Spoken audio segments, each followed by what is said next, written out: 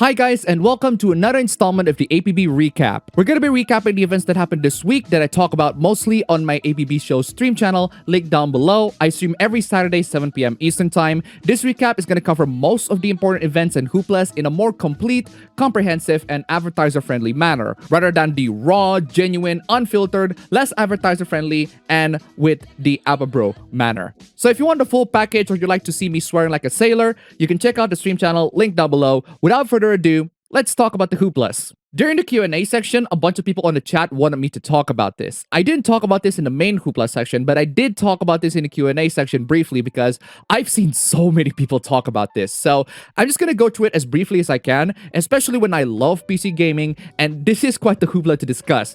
And it'd be remiss if I don't discuss it as, well, a PC gamer. So there's a pre-built PC builder company called Artesian builds. They got into a controversy last week because the CEO didn't honor the giveaway that he promised because of some stupid arbitrary standard. The giveaway has rules. A bunch of people followed those rules, but when the winner is announced, the CEO has other arbitrary standards that he hasn't disclosed, and that pissed a lot of people off. His smug and arrogant attitude is really accentuated by the fact that he wore a Star-Lord jacket. And ever since then, the hoopla just got dumber and dumber and dumber. And I can't do it justice, honestly. The one video that I recommend you all to watch is from Christopher Yee. I highly recommend you to watch it because it sums up the drama pretty well, and there are a bunch of additional information that not a lot of YouTubers that I watch talk about as well. So go watch the video. It's clear to everyone that Konami doesn't care about the Silent Hill franchise. It's clear to everyone that Konami doesn't care about any of the gaming franchises that they built an amazing legacy on. Konami just doesn't care. What makes it really funny though is the fact that Konami's general apathy towards their series has led into some absolutely hilarious stuff happening. If you visit the website silenthill.com right now, you will be directed into a tweet from Masahiro Ito saying, "I wish I hadn't designed effing Pyramid Head."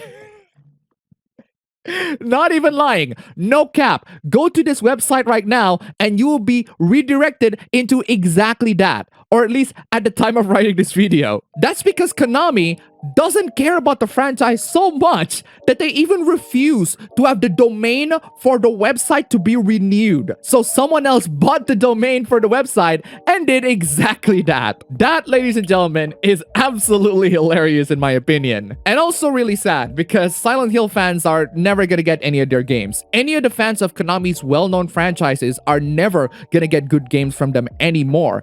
Thankfully, nowadays, a lot of game developers are making some really good horror games. Let Konami die at this point so that other game developers can live. This news is really not that much of a surprise to pretty much anyone. Nintendo doesn't like you as a consumer. Nintendo looks at you as a legal entity and not as a loyal and paying customer. If you decide to break their legal clause somehow by doing the stuff that you love, they're gonna punish you for it. They love to copy strike lots of things. Fan games, ROM sites, musics, fan events involving their games. And just recently, videos showing their consoles being emulated. All because it's their intellectual property. Yes, they have the rights to do that, but that doesn't mean that they're not jerks for doing it. Steam Deck has just recently been released and the reviews are mostly positive.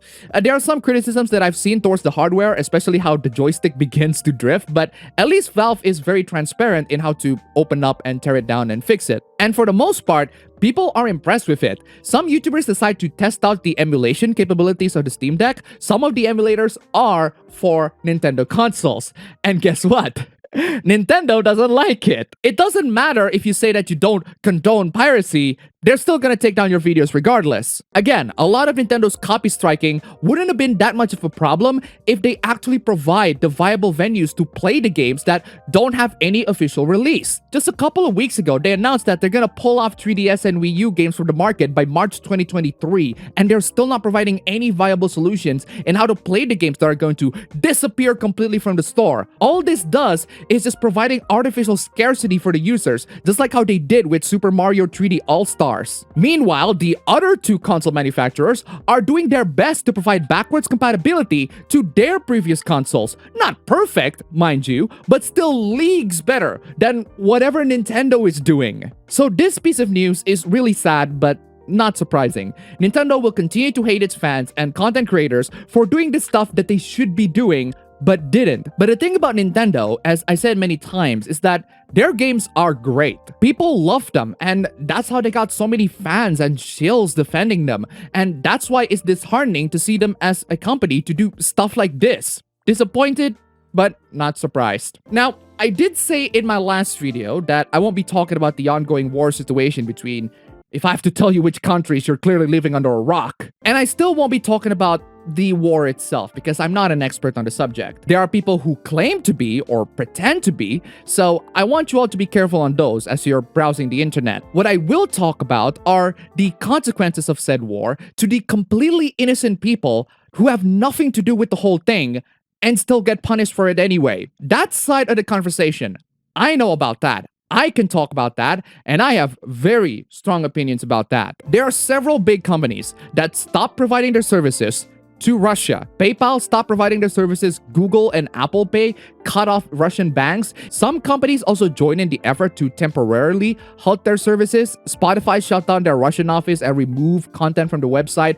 Google halts ads being displayed on YouTube in Russian channels. Facebook and TikTok ban Russian state media. And these are just some of the companies that take action. Some companies straight up halt the distribution of physical products to Russia, which at least I can understand due to the ongoing war situation, but not with digital goods. All of that simply because Russia is the big, evil, and oppressive country, which I actually agree on. Don't get me wrong, I am 100% on board with that.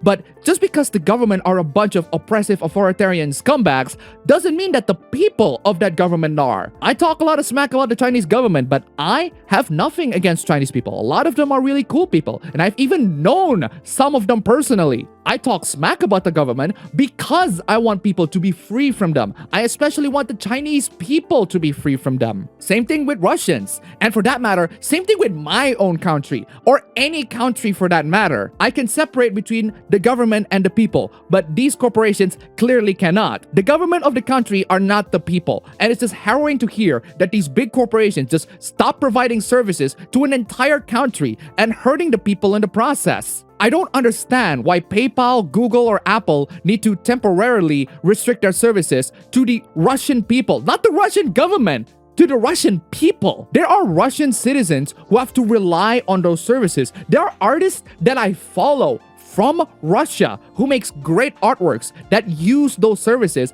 and makes a living from those services. It's just a really empty and hollow gesture that doesn't really prove anything and doesn't really solve anything. Now, without a doubt, the people of Ukraine had the situation much worse, but none of the actions that these big corporations did show any support to those people. In my opinion, I think people should just stop the virtue signaling and actually provide some tangible, countable, real contribution that will actually benefit people. The developers of This War of Mine, for example, has used some of the proceeds that they got from the game to support Ukraine. A bunch of developers and companies followed suit as well. This, in my opinion, is the best way for you to show your support, actually donating money to charity and helping people with the money. At least the people who are suffering can actually use that money to provide assistance to the cause. Cutting off services entirely to an entire nation is a really baffling move, and not to mention, really easy to do. It's much easier for these big corporations to just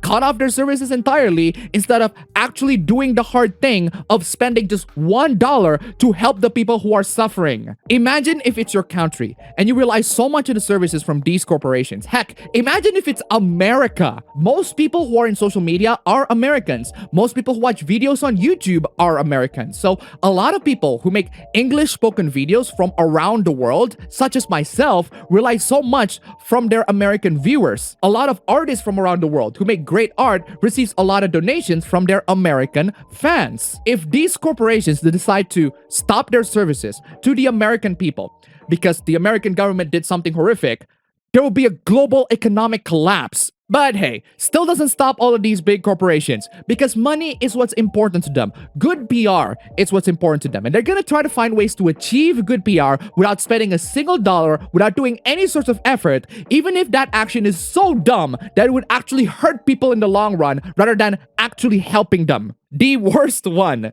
in my opinion, has to go to EA. Their best contribution into the whole thing is removing Russian teams from FIFA and NHL. Bravo, EA, bravo.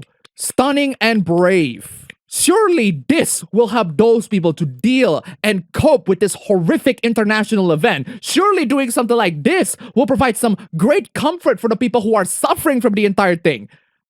I mean, seriously, I don't know, man. I just think that there are better ways for you to show your solidarity towards the country. There are many charities out there that you can put some of your money on to support the cause. Even $1 that you donated to charity is $1 more than what a lot of these big corporations are willing to donate to. And that's saying quite a lot. A lot of the Russian content creators that I've seen around the web had to rely on cryptocurrency to get donations. Seriously, this is one of the few moments where I would actually praise cryptocurrency and how much it can actually help people. Heck, if you're not willing to do any of that, go buy This War of Mine. The proceeds have gone to charity and will go to charity, and a good bonus to the entire thing is that This War of Mine is an excellent game as well. So there is that. Alright, let's move on from that incredibly depressing topic into something more lighthearted. Elden Ring, oh boy, this game is getting more and more popular as time goes on. Lots and lots of people are playing this game. This is From Software's best-selling game of all time, breaking so many records,